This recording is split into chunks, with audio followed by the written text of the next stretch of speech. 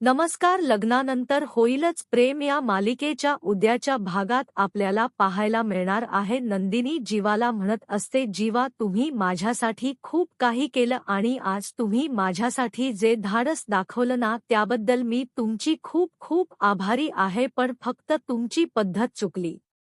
जर का आपण देखील त्या दीपक सारखं वागलो तर मग आपल्यात आणि त्याच्यात फरक काय राहिला. त्याला शिक्षा व्हायला हवी पण तीही कायद्याच्या मार्गाने, असं म्हणून नंदिनी सर्वांच्या समोर जीवाला बोलत असते.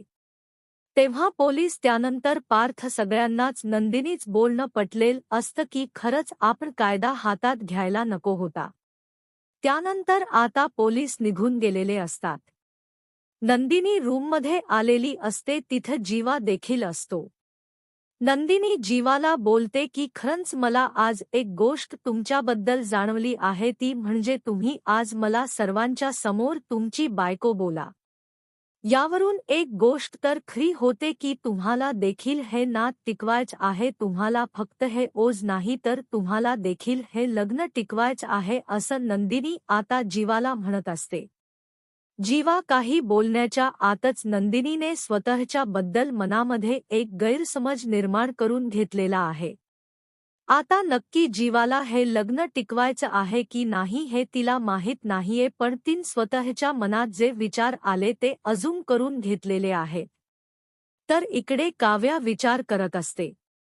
आज जीवा सर्वांच्या समोर ताईला बायको म्हटला, त्याने सर्वांच्या समोर त्या दोघांच नात स्वीकारला आहे, म्हणजे जीवा ताईला बायको म्हणून स्वीकार लागलाय का नाही हे सगळं होण्याआधी मला आमच्या दोघांबद्दलच जे सत्य आहे ते सर्वांना सांगायलाच हवं. असं होऊ शकत नाहीये, जीवा ताईला बायको म्हणून स्वीकारू शकत नाहीये असं आता काव्या म्हणत असते. काव्याने आता ठेवलेलं असतं, काही झालं तरी मी सगळ्यांना सत्य सांगून टाकणार, म्हणजे जीवाचं आणि माझं सत्य समोर आलं की ताई काही आमच्या दोघांच्या मध्ये येणार नाहीये.